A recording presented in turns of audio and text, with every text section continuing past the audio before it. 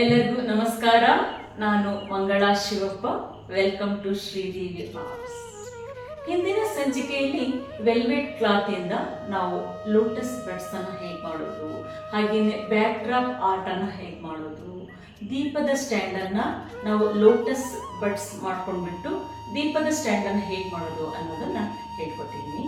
ಇಂದಿನ ಸಂಚಿಕೆಯಲ್ಲೂ ಕೂಡ ಒಂದು ಕಾಟನ್ ಕ್ಲಾತ್ ಇಂದ ನಾವು ಹೇಗೆ ಲೋಟಸ್ ಸ್ಟ್ಯಾಂಡ್ ಅನ್ನ ಮಾಡಬಹುದು ಅನ್ನೋದನ್ನ ಹೇಳ್ಕೊಡ್ತಾ ಇದ್ದೀನಿ. ಬನ್ನಿ ನೋಡೋಣ. ಮೊದಲು ನಾವು ಒಂದು ಕಾಟನ್ ಕ್ಲಾತ್ ಅಂದರೆ ಇದು ಲೈನಿಂಗ್ ಕ್ಲಾತ್, ಇದು ಹೀಗೆ ನೋಡಿ ತೆಳುವಾಗಿರುತ್ತಲ್ವ. ಈಗ ಬ್ಲೌಸ್ಗಳಿಗೆಲ್ಲ ಹಾಕ್ತೀವಲ್ಲ ಲೈನಿಂಗ್ ಕ್ಲಾತ್, ಆ ಕ್ಲಾತ್ ಇದು. ನಾನು ಲೋಟಸ್ ಕಲರ್ ಅಂದರೆ ಲೋಟಸ್ ಸಾಮಾನ್ಯವಾಗಿ ಪಿಂಕಿಶ್ ಇರುತ್ತಲ್ವ, ಸೊ ಹಾಗಾಗಿ ನಾನು ಪಿಂಕ್ ಕಲರ್ ಲೈನಿಂಗ್ ಕ್ಲಾತನ್ನು ತೊಗೊಂಡಿದ್ದೀನಿ. ಕಾಟನ್ ಕ್ಲಾತ್, ತೆಳುವಾಗಿರುವಂಥ ಕ್ಲಾತ್ ಇದು. ಇದನ್ನು ನಾವು ಫಸ್ಟ್ ಈ ಒಂದು ಬಟ್ಲನ್ನು ತೊಗೊಂಡ್ಬಿಟ್ಟು ಇದರೊಳಗಡೆ ಫೆವಿಕಾಲನ್ನು ಹಾಕಬೇಕು. ಒಂದು 2-3 ಸ್ಪೂನಷ್ಟು ಹಾಕ್ಕೋಬೇಕು. ಹಾಕಿಬಿಟ್ಟು ಈಗ ನೋಡಿ ಹಾಕ್ಕೊಳ್ತಾ ಇದ್ದೀನಿ. ಇದಕ್ಕೆ ಸ್ವಲ್ಪ ನಾವು ನೀರನ್ನು ಮಿಕ್ಸ್ ಮಾಡ್ಕೊಳ್ಬೇಕು. ಅಂದರೆ ಅದು ಮುಳುಗೋ ಅಷ್ಟು ಮಾಡಿಕೊಂಡ್ರೆ ಸಾಕು, ತುಂಬಾ ನೀರು ಹಾಕ್ಕೊಳ್ಬೇಡಿ. ಆ ಕ್ಲಾತ್ ಮುಳುಗೋ ಅಷ್ಟು ನಾವು ನೀರನ್ನು ಹಾಕ್ಕೋಬೇಕು. ದೋಸೆ ಹಿಟ್ಟಿನ ಹದಕ್ಕೆ ಇದನ್ನು ತೆಳುವಾಗಿ, ಅಂದರೆ ಈ ಗಂಜಿಗಳೆಲ್ಲ ಇರುತ್ತಲ್ವ, ಈಗ ಅಕ್ಕಿ ಬಸ್ತಿರೋ ಗಂಜಿ ಇರುತ್ತಲ್ಲ ಹಾಗೆ ಆ ಹದಕ್ಕೆ ಇದನ್ನು ಕಲಿಸ್ಕೋಬೇಕು. ಈಗ ನೋಡಿ ತೋರಿಸ್ತಾ ಇದ್ದೀನಿ, ಎಷ್ಟು ತೆಳುವಾಗಿ ನಾವು ಆ ಗಮ್ಮು ಮತ್ತು ನೀರನ್ನು ಕಲಿಸ್ಕೋಬೇಕು. ಈಗ ಈ ಬಟ್ಟೆನ ಇದರೊಳಗಡೆ ಅದ್ಬಿಟ್ಟು ಪೂರ್ತಿ ಅದ್ದಬೇಕು. ನಾನು 1 ಮೀಟರಷ್ಟು ತೊಗೊಂಡಿದ್ದೀನಿ ಲೈನಿಂಗ್ ಕ್ಲಾತ್. ಕಲರ್ ನಾನು ಲೋಟಸ್ ಕಲರ್ ಪಿಂಕನ್ನು ನಾನು ಆರಿಸ್ಕೊಂಡಿದ್ದೀನಿ.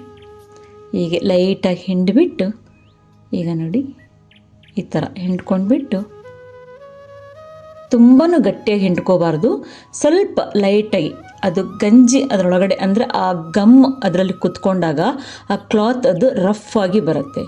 ಈಗ 24 ಅವರ್ಸ್ ಇದನ್ನು ಒಣಗ್ಲಿಕ್ಕೆ ಬಿಡಬೇಕು.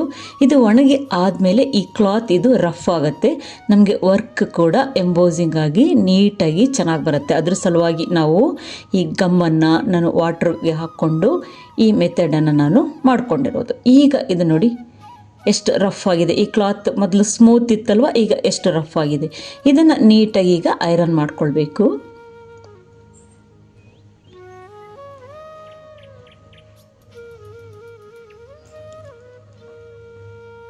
ಈಗ ಐರನ್ ಮಾಡ್ಕೊಂಡು ಆದಮೇಲೆ ಈಗ ಅಳತೆ ನಾನು ಬರ್ಕೊಂಡಿದ್ದೀನಿ ಆಲ್ರೆಡಿ.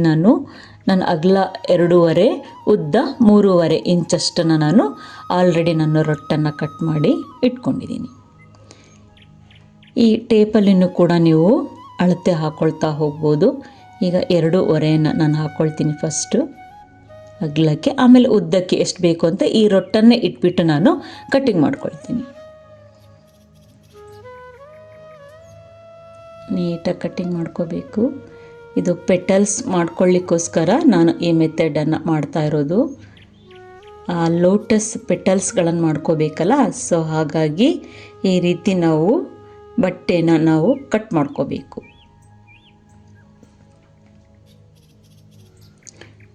ಎಷ್ಟಾಯ್ತಲ್ವ. ಈಗ ಅದೇ ರೊಟ್ಟನ್ನು ಇಟ್ಬಿಟ್ಟು ನಮಗೆ ಏನು ಪೆಟಲ್ಸ್ ಶೇಪಿಗೆ ನಮಗೆ ಎಷ್ಟು ಬೇಕು ಅಳತೆ ನಾನು ಆಲ್ರೆಡಿ ರೊಟ್ಟು ಕಟ್ ಮಾಡ್ಕೊಂಡಿದ್ದೀನಿ.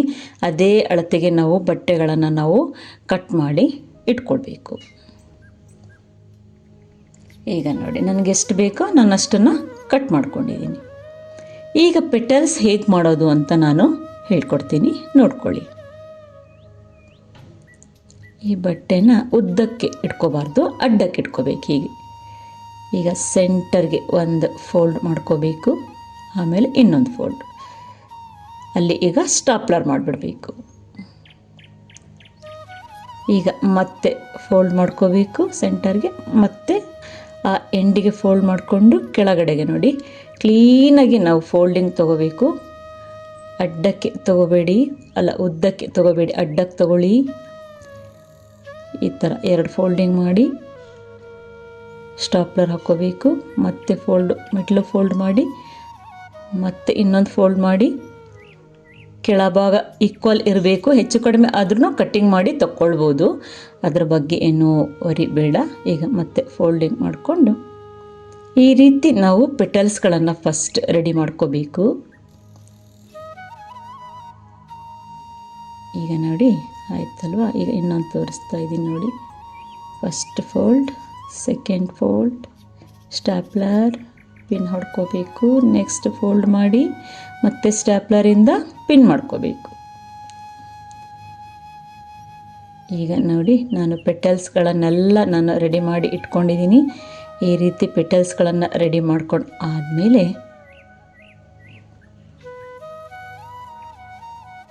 ನಾವು ಈ ರೀತಿ ಫೋಮ್ ಶೀಟನ್ನು ತೊಗೋಬೇಕು. ಇದು ನಾನು ತೊಗೊಂಡಿರೋ ಅಂಥ ಫೋಮ್ ಶೀಟ್ 2 ಇಂಚಿನ ಫೋಮ್ ಶೀಟ್. ಇದು 2 ಪೀಸ್ ತೊಗೊಂಡಿದ್ದೀನಿ ನಾನು. ಈಗ ನೋಡಿ 2 ಇಂಚಿದೆ ಇದು. ಇದರ ನಾನು ಒಂದು ಫೋಮ್ ಶೀಟ್ ಹಾಕಿನೂ ಮಾಡ್ಬೋದು, ಈ ರೀತಿ 2 ಫೋಮ್ ಶೀಟ್ ಹಾಕಿನೂ ಕೂಡ ನಾವು ಮಾಡ್ಕೊಳ್ಬೋದು. ಇವಾಗ ನಾನು 2 ಫೋಮ್ ಶೀಟಿಂದು ತೋರಿಸ್ತೀನಿ, ಒಂದು ಫೋಮ್ ಶೀಟಲ್ಲಿ ಮಾಡಿದಾಗ ಹೇಗೆ ಕಾಣಿಸುತ್ತೆ ಅಂತಲೂ ಕೂಡ ನಾನು ನಿಮಗೆ ತೋರಿಸ್ತೀನಿ. ಈಗ ನೋಡಿ ಇದೆರಡನ್ನು ಕೂಡಿಸ್ಕೊಂಡು ಈಗ ಈ ಗಮ್ಮನ್ನು ಅಂದರೆ ಈಗ ನೋಡಿ ಇದು 1 ಇಂಚಿನ ಇದು ಶೀಟ್. ಇದು 1 ಇಂಚಿನ ಶೀಟ್ ಆದರೆ ನಾವು 3 ಅಥವಾ 4 ಪೀಸನ್ನು ಅಂಟಿಸ್ಕೋಬೇಕಾಗತ್ತೆ. 2 ಇಂಚಿನ ನಾವು ಶೀಟನ್ನು ತೊಗೊಂಡ್ರೆ 2 ಪೀಸ್ ಅಂಟಿಸ್ಕೊಂಡ್ರೆ ಸಾಕಾಗತ್ತೆ. ಅಂದರೆ ಅದು ದಪ್ಪ ಇರತ್ತಲ್ವ, ಇಷ್ಟು ಹೈಟಿಗೆ ಬರತ್ತದು. ಆ 1 ಇಂಚಿಂದಾದರೆ ನಾವು 4 ಫೋಮ್ ಶೀಟ್ ತೊಗೋಬೇಕು. ಈ ರೀತಿ ನಾವು ಫೆವಿಕಾಲ್ ನಮಗೆ ಗಮ್ ಬರುತ್ತೆ. ಇದಕ್ಕೆ SR ಗಮ್ ಅಂತಲೂ ಕೂಡ ಹೇಳ್ತಾರೆ. ಫೆವಿಕಾಲ್ ಹೀಟೆಕ್ಸ್ ಅಂತ ಈ ಗಮ್ಮಿನ ಹೆಸರು. ಈಗ ನೋಡಿ ತೋರಿಸ್ತಾ ಇದ್ದೀನಿ. ಈ ಗಮ್ಮಿಂದನೇ ನಾನು ನೀಟಾಗಿ ಹಚ್ಕೊಳ್ತೀನಿ. ಈ ಹೀಟೆಕ್ಸ್ ಗಮ್ಮನ್ನು ನಾವು ಥರ್ಮಾಕೋಲ್ ಶೀಟಿಗೆ ಹಚ್ಚಿದರೆ ಅದು ಸುಡುತ್ತೆ, ಅದಕ್ಕೆ ನೀವು ಹಚ್ಕೋಬೇಡಿ. ಥರ್ಮಾಕೋಲ್ ಶೀಟಿಗೆ ಇದನ್ನು ಈ ಹೀಟೆಕ್ಸ್ ಗಮ್ಮನ್ನು ಹಚ್ಕೋಬಾರ್ದು. ಈ ಫೆವಿಕಾಲ್ ಹೀಟೆಕ್ಸ್ ಇದೆಯಲ್ಲ, ಅದೇ ನಾವು ಫೋಮ್ ಶೀಟಿಗೆ ಹಚ್ಕೊಂಡಾಗ ಈ ಫೆವಿಕಾಲ್ ಹೀಟೆಕ್ಸ್ ಗಮ್ ಇದೆಯಲ್ಲ ಇದು ಸುಡೋದಿಲ್ಲ. ಸೊ ಹಾಗಾಗಿ ಇದನ್ನು ಹಚ್ಚಬೇಕಾದ್ರೆ ನಾವು ಸ್ವಲ್ಪ ಕೇರ್ಫುಲ್ಲಾಗಿ ಯೂಸ್ ಮಾಡ್ಕೊಳ್ಬೇಕು, ಅದನ್ನು ನೆನ್ಪಿಟ್ಕೊಳ್ಳಿ. ಈಗ ನೋಡಿ ಹಚ್ಚಾಯಿತು.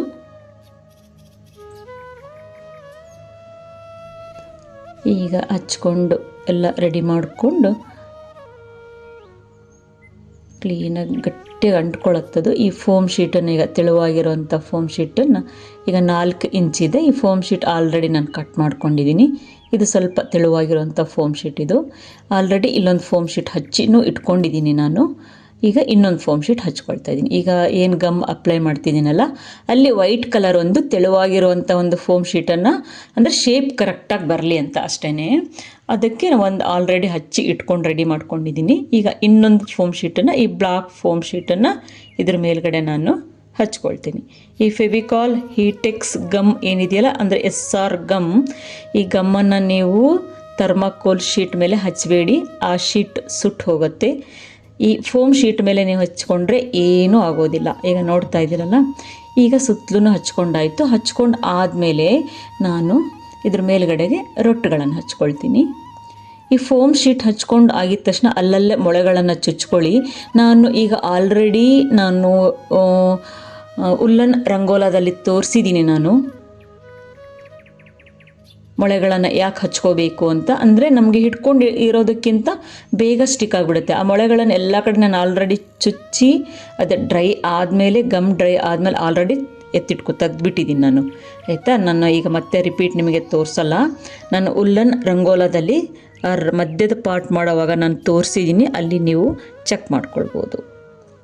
ಈಗ ಈ ರೊಟ್ಟನ್ನು ಹಚ್ಚಿಬಿಟ್ಟು ಗಟ್ಟಿ ಮಾಡ್ಕೋಬೇಕು. ನಿಮ್ಮ ಹತ್ರ MDF ಶೀಟ್ ಇದ್ದರೆ ನೀವು MDF ಶೀಟ್ ಬೇಕಿದ್ದರೂ ಹಚ್ಕೋಬೋದು. ರೊಟ್ಟು ಬೇಕಿದ್ರೂ ಇದು ದಪ್ಪ ಇದೆ ರೊಟ್ಟು, ಏನು MDF ಶೀಟ್ ಅವಶ್ಯಕತೆ ಇಲ್ಲ. ಹಾಗಾಗಿ ನಾನು ರೊಟ್ಟನ್ನು ಹಚ್ಕೊಂಡಿದ್ದೀನಿ, 2 ಕಡೆಗೂ ಹಚ್ಕೊಂಡಿದ್ದೀನಿ. ಈಗ ಇದ್ರ ಮೇಲ್ಗಡೆಗೆ ನಾನು ಗ್ರೀನ್ ಕಲರ್ ವೆಲ್ವೆಟ್ ಕ್ಲಾತನ್ನು ಹಚ್ಕೊಳ್ತೀನಿ. ಆಲ್ರೆಡಿ ಕಟ್ ಮಾಡಿ ಇಟ್ಕೊಂಡಿದ್ದೀನಿ ನಾನು.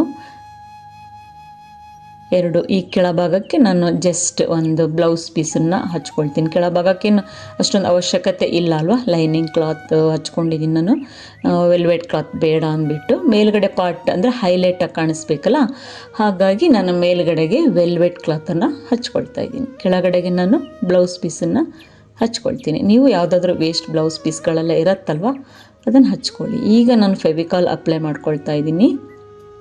ಈಗ ಆಲ್ರೆಡಿ ಕೆಳಗೆ ಹಚ್ಚಾಯಿತು.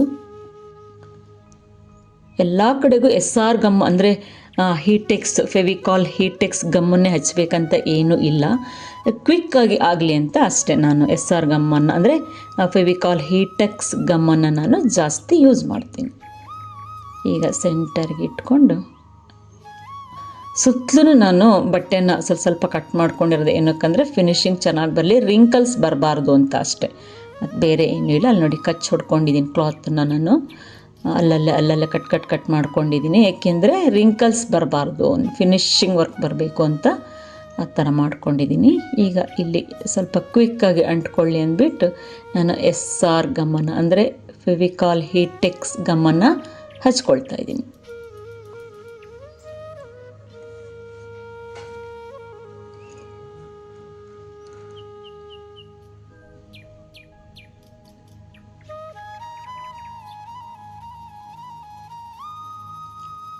ಎಲ್ಲ ಕಡೆಗೂ ಹಚ್ಕೊಂಡು ಆಯಿತು.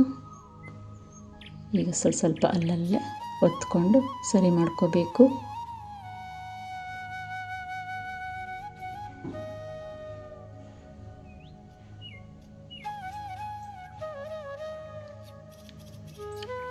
ಈಗ ಏನು ನಾನು ಈ ಕ್ಲಾತೆಲ್ಲ ಹಚ್ಕೊಂಡು ಆದಮೇಲೆ ಈಗ ನೋಡಿ ಸುತ್ತಲೂ ಹಚ್ಕೊಂಡಾಯ್ತಲ್ವ, ಆ ಪೆಟಲ್ಸ್ಗಳನ್ನು ಏನು ಮಾಡ್ಕೊಂಡಿದ್ನಲ್ಲ ನಾನು ಲೋಟಸ್ ಪೆಟಲ್ಸ್ಗಳನ್ನು, ಈ ಪೆಟಲ್ಸ್ಗಳನ್ನು ನಾನು ಅದೇ ಹೀಟೆಕ್ಸ್ ಗಮ್ ಫೆವಿಕಾಲ್ ಹೀಟೆಕ್ಸ್ ಗಮ್ಮನ್ನು ಸ್ವಲ್ಪನೇ ಹಚ್ಕೊಂಡು ನಾನು ಅಂಟಿಸ್ಕೊಳ್ತಾ ಹೋಗ್ತೀನಿ. ಅದು ಎಷ್ಟು ನೀಟಾಗಿ ಸ್ಟಿಕ್ ಆಗುತ್ತೆ ಅಂತ ನೋಡಿ.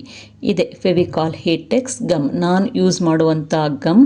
ನೀವು ಎಲ್ಲರೂ ಕೇಳಿದ್ದೀರಾ ಮೇಡಮ್ ಯಾವ ಗಮ್ ಯೂಸ್ ಮಾಡ್ತೀರಾ, SR ಗಮ್ ಅಂದರೆ ಏನು ಅಂತ ನೀವೆಲ್ಲರೂ ಕೇಳಿದ್ದೀರಲ್ವ ಹೆಚ್ಚಿನವರು. ಇದೇ ನೋಡಿ ಫೆವಿಕಾಲ್ ಹೀಟೆಕ್ಸ್ ಗಮ್. ಇದು ದೊಡ್ಡ ಇದು ಬಾಕ್ಸಲ್ಲೂ ಬರುತ್ತೆ.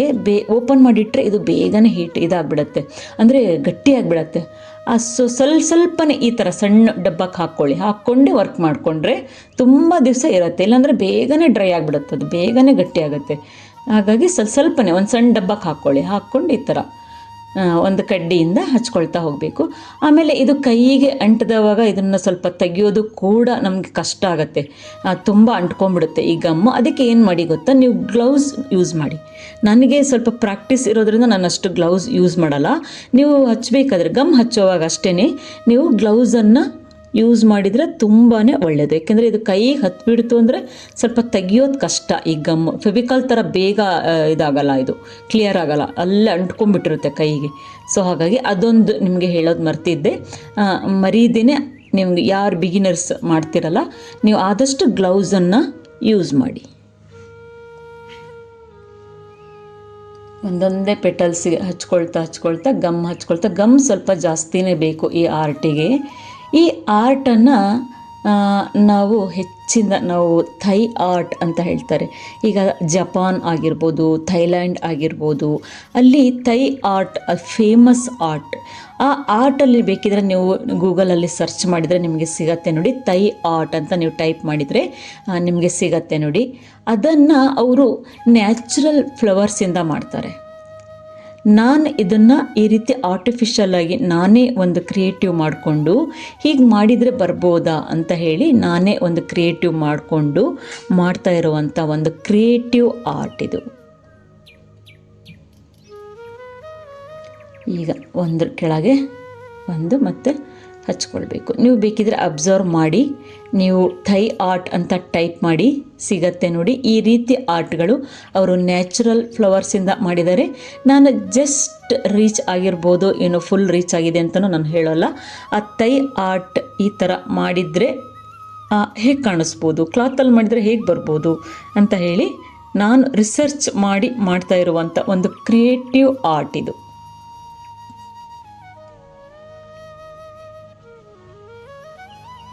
ಮತ್ತು ಸ್ವಲ್ಪನೇ ಗಮ್ ಹಚ್ಕೊಂಡು ಹತ್ತಿರ ಹಚ್ಕೊಳ್ಬೇಕು ಪೆಟಲ್ಸ್ಗಳನ್ನು. ಈ ರೀತಿ ನಾವು ರೆಡಿ ಮಾಡಿಟ್ಕೊಂಡ್ರೆ ನಾವು ಏನು ಬೇಕಾದರೂ ಇದ್ರ ಮೇಲ್ಗಡೆ ಇಟ್ಕೊಳ್ಬೋದು. ಗಣೇಶ ಬೇಕಿದ್ರೂ ಇಟ್ಕೊಳ್ಬೋದು, ದೀಪದ ಸ್ಟ್ಯಾಂಡನ್ನು ಬೇಕಾದರೂ ಇಟ್ಕೊಳ್ಬೋದು, ಆರತಿ ಬಟ್ಲನ್ನು ಬೇಕಾದರೂ ಇಟ್ಕೊಳ್ಬೋದು, ಪುಟಾಣಿ ಗೌರಿ, ಪುಟಾಣಿ ಲಕ್ಷ್ಮಿನ ಬೇಕಾದರೂ ಇಟ್ಕೊಳ್ಬೋದು.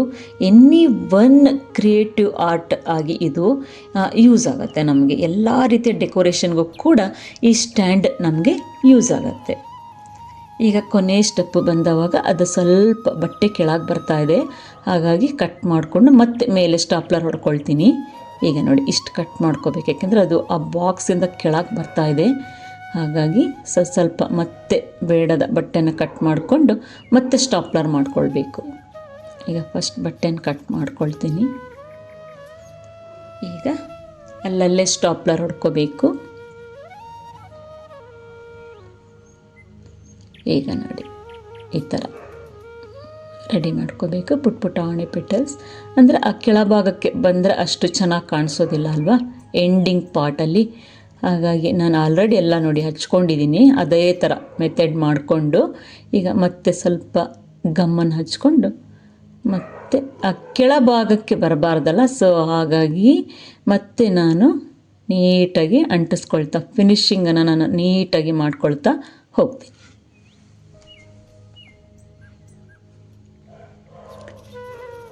ಇನ್ನೇನು ಮುಗಿತಾ ಬಂತು. ಇದನ್ನೇ ದೊಡ್ಡದು ನಾವು ಬುಟ್ಟಿ ಸ್ವಲ್ಪ ನಾವು ದೊಡ್ಡದು ಮಾಡ್ಕೊಂಡ್ರೆ ಅಂತೂ ತುಂಬಾ ಗ್ರ್ಯಾಂಡಾಗಿ ಚೆನ್ನಾಗಿ ಕಾಣಿಸುತ್ತೆ.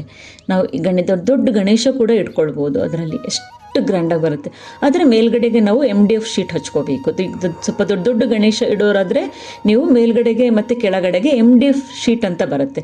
ಅಲ್ಲಿ ನಾನು ಕಾಣಿಸ್ತಾ ಇದೆ ನೋಡಿ ಇಟ್ಕೊಂಡಿದ್ದೀನಿ, ಅದು MDF ಶೀಟ್. ಅದು ಆ ಥರ ನೀವು ದೊಡ್ಡ MDF ಶೀಟ್ ಹಚ್ಕೊಂಡ್ರಂತೂ ಇನ್ನೂ ಗ್ರ್ಯಾಂಡಾಗಿ ಬರುತ್ತೆ. ಇದು ನೀವು ಟ್ರೈ ಮಾಡಿ ನೋಡಿ ಎಷ್ಟು ಚೆನ್ನಾಗಿ ಬರುತ್ತೆ ಅಂತ. ಆಯಿತು, ಈಗ ಎಂಡ್ ಪೆಟಲ್ಸ್ ಹಚ್ಕೊಳ್ತಾ ಇದ್ದೀನಿ. ಎಷ್ಟು ನೀಟಾಗಿ ಬಂತು ನೋಡಿ, ಲೋಟಸ್ ಆರ್ಟ್ ಎಷ್ಟು ನೀಟಾಗಿ ಬಂತಲ್ವಾ. ಮತ್ತು ಗಮ್ಮಲ್ಲೆಲ್ಲ ಒತ್ಕೊಂಡು ಫಿನಿಶಿಂಗ್ ಮಾಡ್ಕೋಬೇಕು. ಈಗ ನೋಡಿ ಇದು ಫುಲ್ ಆಯಿತು, ಬುಟ್ಟಿ ಈಗ ಫುಲ್ ಆಯಿತು. ಇದು ಆದಮೇಲೆ ನಾನು ಈಗ ಒಂದು ಎಲೆಕ್ಟ್ರಿಷಿಯನ್ ಪೈಪ್ ತೊಗೊಂಡು, ಇದು ಎಲೆಕ್ಟ್ರಿಷಿಯನ್ ವಯರ್ಗಳನ್ನು ಹಾಕುವಂಥ ಪೈಪಿಗೆ ನಾನು ಅಂದರೆ ಚಿಕ್ಕ ಸೈಜಿನ ಪೈಪಿಗೆ ನಾನು ಈ ರೀತಿ ಗೋಲ್ಡ್ ಲೇಸನ್ನು ಹಚ್ಚಿ ಆಲ್ರೆಡಿ ನಾನು ಈ ಥರ ಇದು ಲೇಸ್, ಇದು ಈ ಗೋಲ್ಡ್ ಲೇಸನ್ನು ಆಲ್ರೆಡಿ ನಾನು ಈ ಪೈಪಿಗೆ ಹಚ್ಚಿ ರೆಡಿ ಮಾಡಿ ಇಟ್ಕೊಂಡಿದ್ದೀನಿ.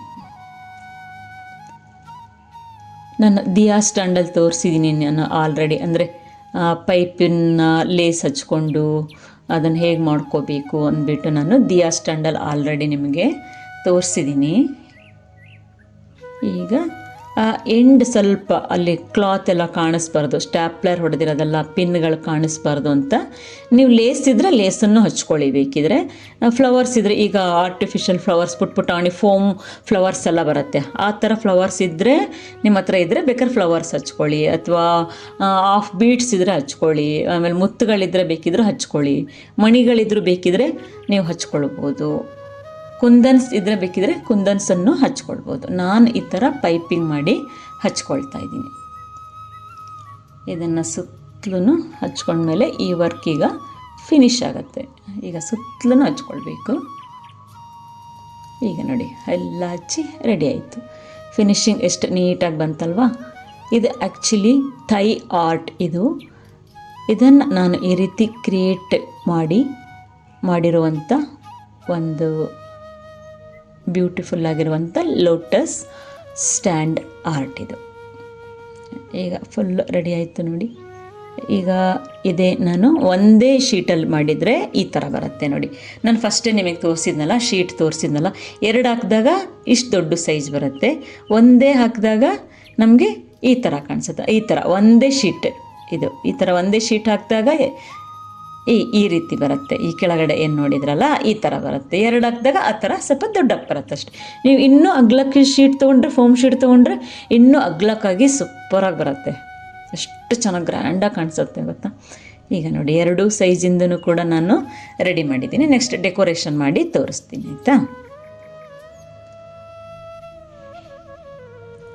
ಈಗ ನೋಡಿ ಗಣೇಶನ್ನ ಇಟ್ಟಿದ್ದೀನಿ. ಗಣೇಶನನ್ನು ಇಟ್ಟಿದ್ದೀನಿ, ದೀಪವನ್ನು ಕೂಡ ಇಟ್ಟು ನಾನು ಅಲಂಕಾರ ಮಾಡಿದ್ದೀನಿ. ನೀವು ಬೇಕಿದ್ರೆ ಆರತಿ ಬಟ್ಲಾದರೂ ಇಟ್ಕೊಳ್ಳಿ, ಪುಟಾಣಿ ಕಳಶ ಬೇಕಿದ್ರೂ ಇಟ್ಕೊಳ್ಳಿ, ಇಲ್ಲ ಅಂದರೆ ನೀವು ಪುಟಾಣಿ ಗೌರಿನಾದರೂ ಇಟ್ಕೊಳ್ಳಿ, ಆ ಫ್ಲೋಟಿಂಗ್ ಪಾತ್ರೆ ಎಲ್ಲ ಇಟ್ಬಿಟ್ಟು ಡೆಕೋರೇಷನ್ ಬೇಕಿದ್ರೂ ಕಾರ್ನರ್ ಡೆಕೋರೇಷನ್ ಆಗಿನೂ ಬೇಕಿದ್ರೆ ಮಾಡ್ಕೊಳ್ಳಿ. ಎಷ್ಟು ಬ್ಯೂಟಿಫುಲ್ಲಾಗಿ ಎಷ್ಟು ಚೆನ್ನಾಗಿ ಕಾಣಿಸ್ತಾ ಇದೆ ಅಲ್ವಾ? ಎಲ್ಲ ಹಬ್ಬಗಳಿಗೂ ಪೂಜೆಗಳಿಗೂ ಕೂಡ ಈ ಆರ್ಟ್ ನಿಮಗೆ ಉಪಯೋಗ ಆಗುತ್ತೆ. ನೀವು ಟ್ರೈ ಮಾಡ್ತೀರಾ ತಾನೇ?